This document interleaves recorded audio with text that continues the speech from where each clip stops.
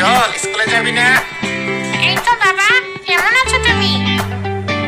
মা, ওদের বলো আমি বাড়িতে নেই। বলো আমি আরো আগে স্কুলে চলে গেছি। কেন? ছেলেগুলো অত আগ্রহ নিয়ে রোজ তোকে ডাকতে আসি, তুই এমন করিস কেন সুজন? আমার ভালো লাগে না, এত লোকজন দল মিলিয়ে চলতে আমার মোটেও ভালো লাগে না। আমার একা যেতেই ভালো লাগে। কেমন পাগল ছিলি?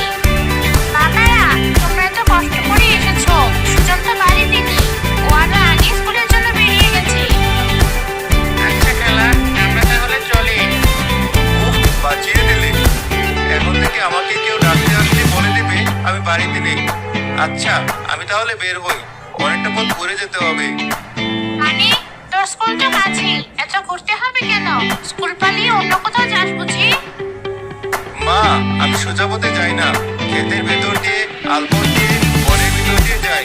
গাছপালা, পশু পাখি, প্রকৃতি এসব দেখতে দেখতে যেতে আমার খুব ভালো লাগে। মানুষের সঙ্গ আমার ভালো লাগে না।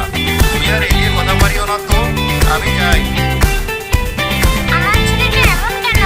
এই বয়সী ছেলেদের কত বন্ধু থাকে, কত আনন্দ করে। ওপরওয়ালা আমার ছেলেটাকে যেন ঠিক করে দেন।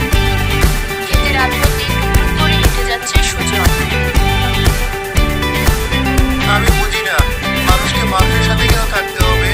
এই যে গাছ, পশু পাখির কাছে কত শান্তি। এই ছেলে, আমার গাড়ির বোঝাটা তুলতে একটু সাহায্য করবে, বড্ড ভারী। নিজের কাজটা নিজে করো, আমি মানুষের সাথে পাশে থাকি না, যত আপদ।